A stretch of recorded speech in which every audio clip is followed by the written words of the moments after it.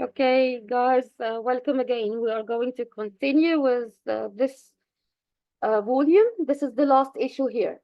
This is issue 4 in 2023, and we are going to start with quantification of blood loss in obstetric hemorrhage. Unfortunately, when I was revising the CPD question, they were really ugly. Although it's not really hard. This TOG article is really good one, but the questions are really ugly. Okay, so. Yeah, and it came in the last two exam also. So let's see. Um,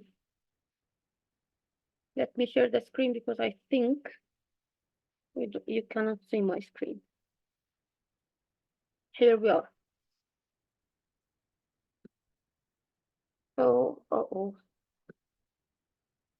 let's revise quickly about the methods of estimating and measuring blood loss. And if you can tell me which one is true.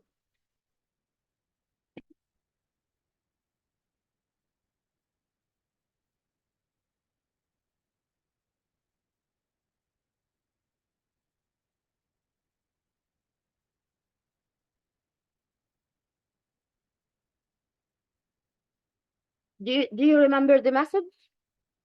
We are going to revise it together. Anyway, we have some methods to estimate the blood loss. Visual estimation is by looking around, by looking at your drapes, your swabs, okay, and you are going to have an average estimation of the blood loss. Of course, it's not accurate, but it does not require any equipment. And do not depend on your experience, because even experienced doctors are going to do underestimation of blood loss. Okay, so this is approximate estimation of blood loss is really inaccurate. Volumetric measurements mean that I'm going to use some equipment to help me collect the blood and weigh it, or see how many of blood are lost. Again, this one is inaccurate because the blood is going to be contaminated by urine sometimes, or amniotic fluid, okay, because we collect it by a special container under the patient or drapes under the patient. So again, it's inaccurate and it still needs some equipment. Okay, this is the volumetric method. Gravimetric methods mean that I'm going to combine the visual, volumetric, and sometimes weighing also. I'm going to weigh the swabs and drapes. Altogether, I'm going to say that every gram of weight is equivalent to 1 milliliter of blood loss. It's better than visual, of course. Can be done easily, but still need equipment and still time consuming, and the contamination risk is very high. We are dealing with blood everywhere. Again, under or overestimation is really likely. It can happen. So it's not accurate, not really accurate. Photometric method. Photometric method depends on the hemoglobin in the lab. You are going to take a hemoglobin, a blood sample from your patient and send it to the lab. This is very time consuming in case of acute hemorrhage, acute ongoing hemorrhage. And you also need to have something to compare. So you need a pre-operative hemoglobin, okay, or pre-admission hemoglobin. I need to know if this woman was 10, then become 8, to know that she's losing blood. Okay, so if I don't have a pre-operative hemoglobin, I can make a decision. Spectrometry or a spectrophotometer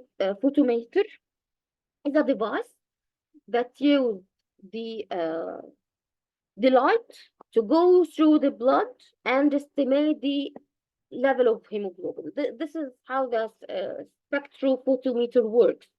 And this is why it's called photometric. Okay? Still, yes, it's time consuming and we need to send the blood sample to the lab and everything, but it is still the gold standard for hemoglobin calculation. Right? So this can be a question. It can estimate the blood loss accurately up to plus or minus 10%. Plus or minus 10%. So this is good. This is not bad, but it's not 100% accurate. So let's get back to the question. What do you think now? The true one. Yes, excellent. It's C. Excellent. Now you got it. Visual estimation is the worst. It's the worst, of course. Okay, gravimetric means the combination of both of them, the volumetric and visual estimation. Okay, the last one is the colorimetric, and colorimetric means I'm going to use a machine that is going to detect how much blood loss is there by showing the drape in front of it. So it's going to detect the blood loss by like this. This is the Triton system. This is a system, works by a code. And you are going to have the patient information in the system and everything. So again, I need the preoperative hemoglobin. And I need personnel that know how to work with this system, how to apply their code, how to enter the information, and then they are going to stand with the drapes in front of the machine, and the machine is going to see the drape and make an assessment of hemoglobin concentration and approximate estimation of how much blood is lost. This one is amazing, of course. The technology is just wow, but it's very expensive and it's not there in each and every facility. Okay. Regarding indicators of severity of blood loss and need for transfusion, which one is true? There is no way that I think, in my opinion, if they are going to have a question in this TOG article, there is no way they are going to forgive anyone who answered it incorrectly. And the marks on those questions will be high.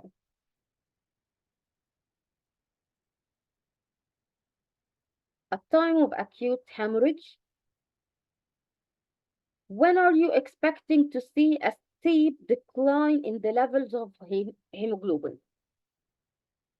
6 hours, excellent. So the woman could be in hemorrhage, but the hemoglobin still be normal up to 6 hours postpartum. This is why we should not depend on a single measurement of hemoglobin. This is why the point of care test, the HemoQ, it's amazing. It's really easy to use. We just need like 10 microliters of blood, only a small spot of blood, just like the sugar monitoring. Okay, and we get quick results and everything. But a single measurement is not going to tell you if this woman is in acute hemorrhage or not. I need to follow that trend.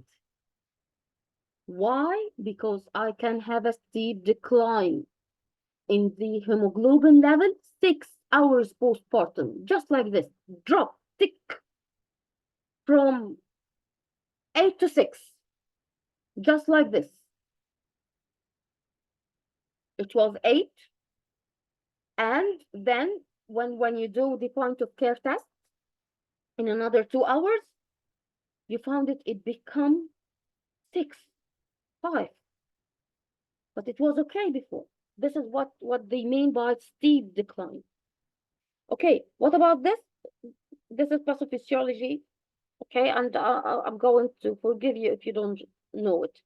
Fibrinogen level increase in pregnancy because of increased placental derived plasminogen activator inhibitor type 2, not type 1.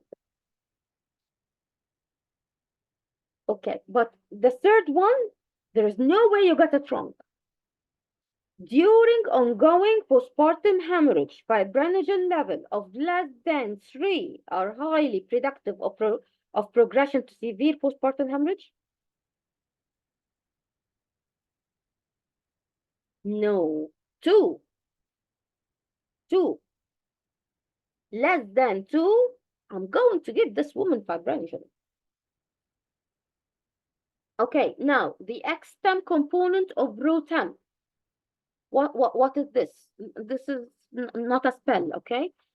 Those are type of machines that we use to estimate the fibrinogen level and the extrinsic coagulation pathway. The extrinsic coagulation pathway, not the intrinsic one. And we have a whole guideline, or let's say an algorithm, or a protocol. It's separate protocol, CIPRI, CIPRO, CY, tomorrow. We are going to depend on the ROTEM to make our mind of, should I give this patient fibrinogen or not? Okay, so let's see if I put it here. This is the HemoQ test. Okay, and it's called point of care test. If you don't know what does this mean, it means it's a small machine that can be put on the table just beside the patient bed. So we have a point of care test for lactate, and we have a one for hemoglobin, and of course the most famous one is for sugar monitoring. Okay, this one can obtain the hemoglobin levels in seconds, 45 seconds. But only one measurement is not enough. If you have serial measurements, this would be amazing. This would be very useful because now I have a trend of the hemoglobin. Okay, and this is how the XTEM and ROTEM or TEG looks like. They depend on what? They depend on the formation of the clot and then the disintegration of the clot or the breakdown of the clot. So how many times the patient is going to form a clot and how much time she's going to spend for this clot to break down. Very simple. Okay? So both of them, whether the XTEM or TEG, this is a method and this is a method. Both of them assess the extrinsic coagulation pathway. If it is prolonged, that means that I should give the patient fresh frozen plasma. Okay, there are some details in the equipment usage and the indications. This is really ugly, but you should know. Anyway, we agreed that both of them calculate timing, right? How much the clot is formed and how much it's going to break down. Okay? The FIPTEM here, a kind of XTEM, is superior when we assess hypofibrinogenemia. Why? Don't go in details, but just know that when you assess the timing in TEG, there is overestimation of fibrinogen levels. This is something related to the machine. So this is why they love the usage of ROTEM, and this is why the protocol use the ROTEM. That's why the protocol is dependent on the ROTEM. ROTEM is really good in assessing fibrin level and fibrinogen levels, and especially clot formation, especially the clot formation phase. Okay, those are other indices that we can use to estimate the blood loss. Do you have a question? Okay. And they were mentioned in the question also. I don't remember this question or the, okay, no, not this one. We have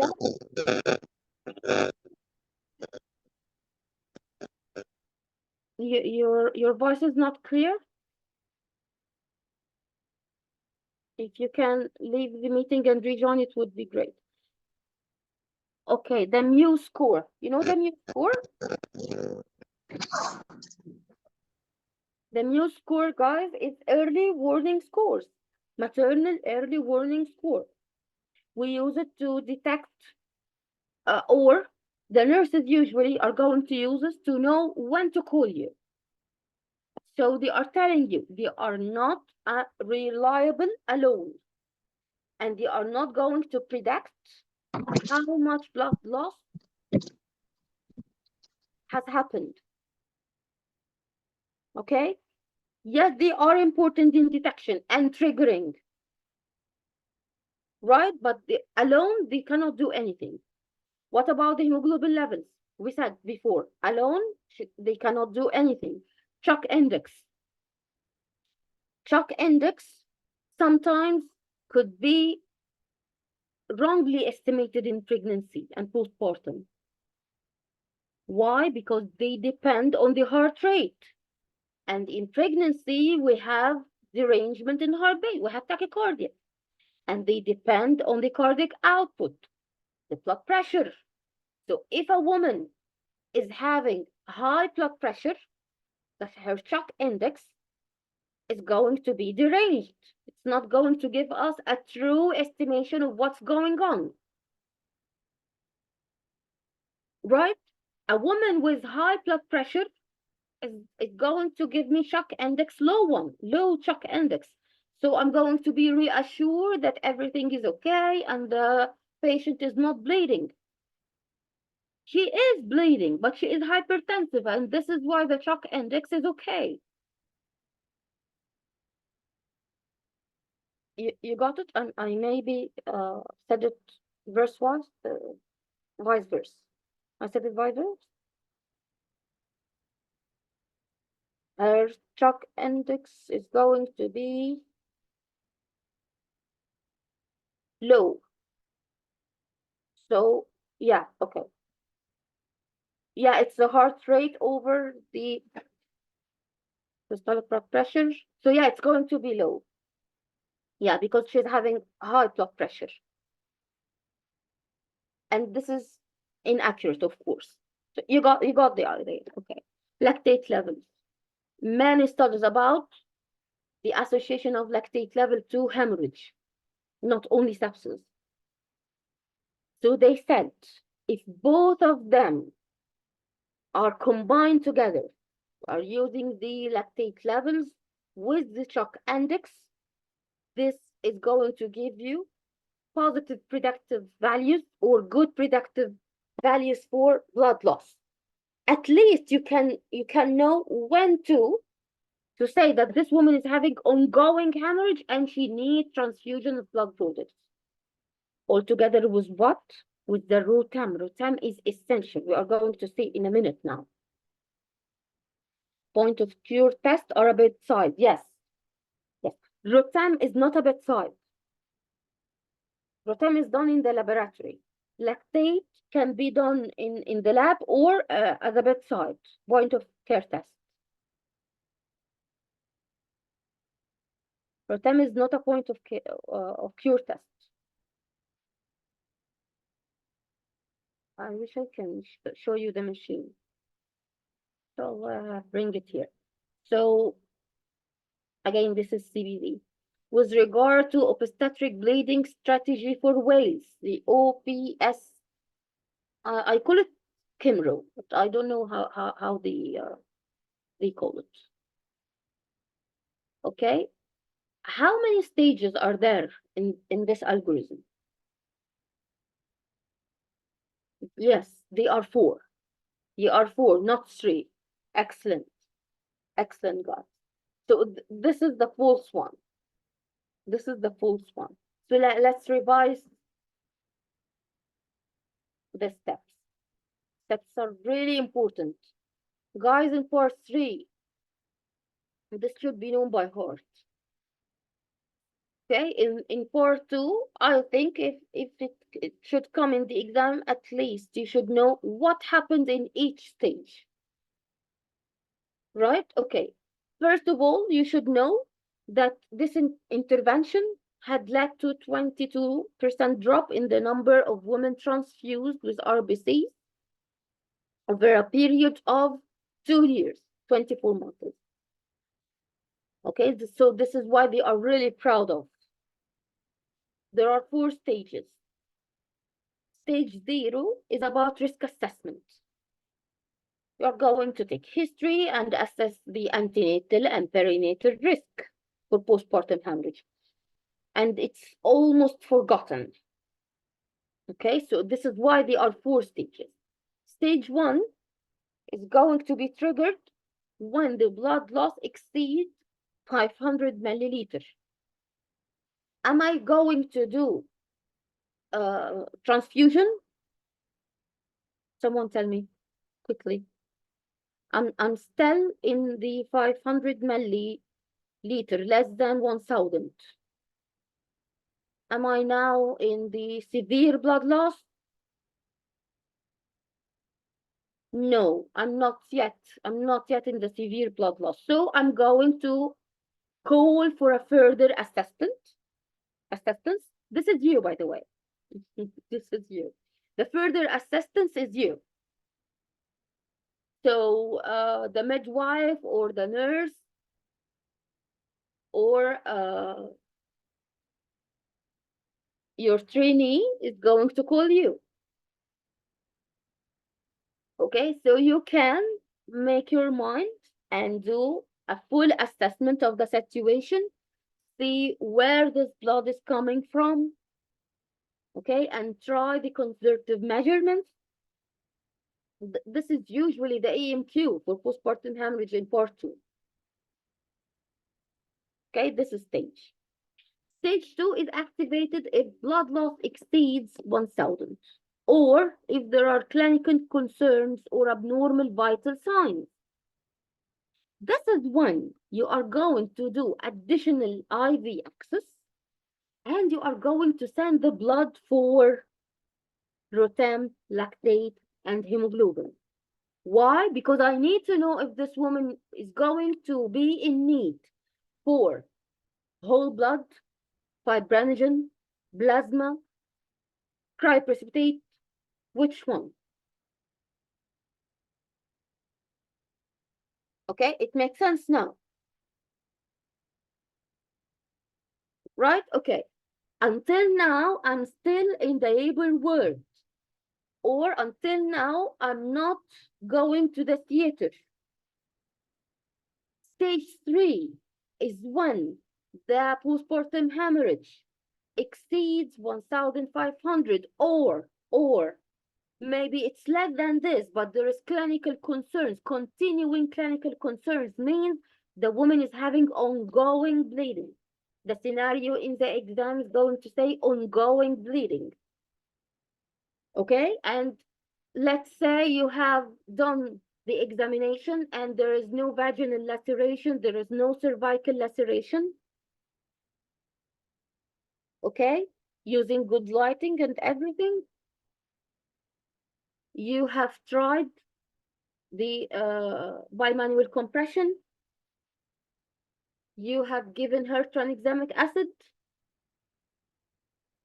All those can be done in stage 2 while you are sending the blood for the test.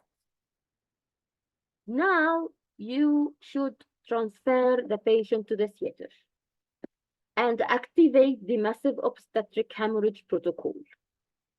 That means that you are going to call the consultant and the anesthesiologist. Why? Because we might need to do the first line surgical intervention for postpartum hemorrhage, which is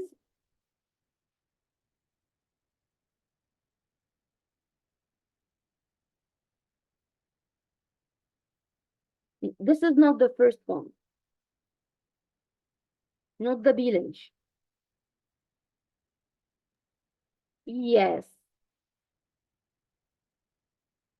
balloon, the balloon catheter. Why you underestimate the balloon catheter? It's really, really good. The battery balloon. Yes, sometimes they do it. Yeah, don't forget, this is the first line surgical intervention. Okay? Then we can go for many things as other things mentioned in the postpartum hemorrhage guideline. We can use the balloon plus B-Lunch. We can use the interventional radiology. We can use the stepwise ligation of blood vessels if we need to. And this is the last resort before hysterectomy.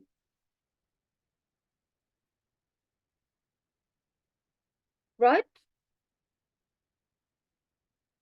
Okay, again, guys, can you see here? Stage 2 is mostly where all your AMQ is. So I'm going to maximize this before going here. I'm not sure how. Let me try. No, not trying here. This is one of the most important questions, and usually it's incorrectly answered in the exam, unfortunately. The stepwise management in postpartum hemorrhage. Here, can you see when you are having more than 1,000 or we are having abnormal vital signs? Okay, so see the blood pressure is below 90/40 with ongoing hemorrhage. And I have made sure that the bladder is empty. I inspected the genital tract. I repaired the genital tract. I checked the placenta membranes. I did bimanual compression. I give tranexamic acid. I reviewed the uteritonics. Okay, this is what you should do in the AMQ. This is the management. And of course, send the blood for the test to see which one of those was done and what's next. If I remember well, in one of the latest records, the midwife has inspected the genital tract and she is saying that the uterus is contracted efficiently, something like this, right? I'm not sure about emptying the bladder, not sure. So if everything of those were done, to emptying the bladder would be good. If this was mentioned, so give tranexamic acid. Okay, if tranexamic acid was done, then by manual compression of the uterus. So you have to know what was done and what's left.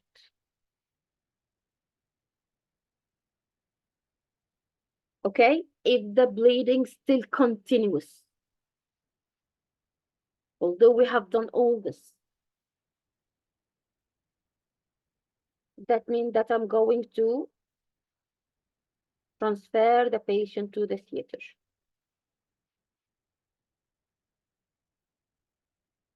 Okay, and I'm going to do the surgical management. for PPH. So don't rush to choose Bakri balloon or B-Lange sutures or whatever. Think about the stage carefully. Okay.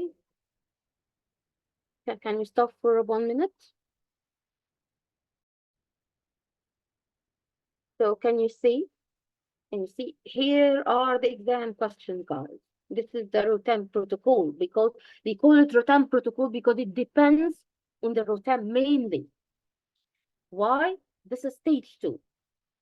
Stage 2, where you are going to send the blood for ROTEM, for hemoglobin, and for lactate. So they are telling you the first thing that you are going to give tranexamic acid if not given already. Send the blood. Okay, we do matching, but we do not do saving. Okay, so we do blood group and matching. There is ongoing bleeding. If there is ongoing bleeding, I'm going to give her coagulation products, not whole blood, not plasma. Coagulation products, depending on what? Depending on the ROTEM, fibrinogen temp. This is what I'm going to depend on.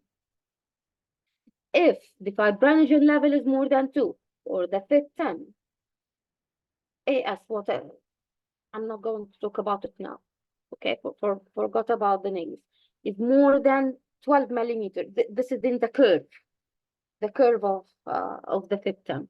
If it's more than 12 millimeters. So no fibrinogen is required. The timing is okay. But if it's less than 2, less than 11, I'm going to give her fibrinogen concentrate. Okay. If after transfusing the fibrinogen, or if I'm suspecting that there is abrasion, I'm going for the XTEM, another method, okay, and the full blood count to see is the platelets okay, okay, if the thrombin okay, because XTEM is going to assess the thrombin now. So if the thrombin is okay, so I don't need fresh frozen plasma. But if the time is prolonged, more than 75 seconds, or the ratio of PT over APTT is elevated, I'm going to give the fresh frozen plasma. Okay, the minimum amount is 3 units according to postpartum hemorrhage guidelines. And this is the minimum amount of fresh frozen plasma anyway. Okay, what about the platelets? From the full blood count. If it's more than 75, no platelets required. If it's less than the 75, I'm going to give platelets 1 unit. Very clear algorithm. Right? It depends mainly on what? On the ROTEM. The first thing that we love to use is the FIT10. Confusing, really? So, okay, I'm going to tell you why we use the FIT10. Okay, ROTEM as a machine, or let's say as an innovation, it has 2 components, FIT and X. FIT for fibrinogen, the X one, they call it XTEM or extrinsic TEM, this for thrombin. Okay, and I have a complete recording for this one. Yes, no need for whole blood transfusion. So I'm going to start with the FIT10 first because we said before it's more specific and there is no false positive or underestimation rate for fibrinogen. Hemoglobin would be important for quantification from the very beginning. How would you know that you have lost more than 1,000 millimeters? From the very start. And And yes, you need more measurements of hemoglobin to see if there is ongoing hemorrhage or not. If the patient is having concealed hemorrhage. Not here. Here we need to know what to give this patient, what I need to give her. We are in stage 2 now.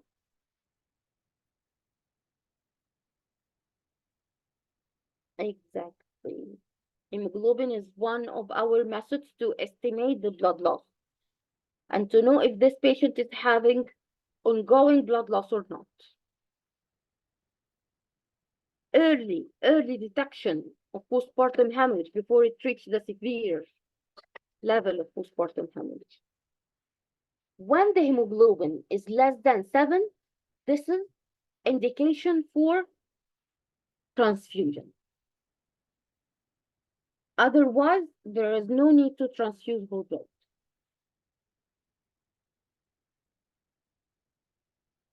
Okay? So just know when to give fibrinogen. Just like the postpartum hemorrhage guideline. When fibrinogen is more than 2, I'm not going to give. Less than 2, I'm going to give. Right? So in my scenario, in the exam, they said we have done this and this and this, and the fibrinogen is less than 2 gram per liter or 2 milligram per deciliter. Of course, the next step would be give fibrinogen concentrate. This would be the next step. We have give her the fibrinogen and still she is having ongoing bleeding. I'm going to use the other type of the rotem, the extem. Okay, it calculates coagulation timing. If it's less than 75 seconds, this is good. That means that the patient is having good coagulation. She didn't take time to make a clot. So no fresh frozen plasma is required. But if it's prolonged, that means that she needs fresh frozen plasma. She needs other extrinsic factors, not only fibrinogen. Platelets according to the platelet count. Is it clear now?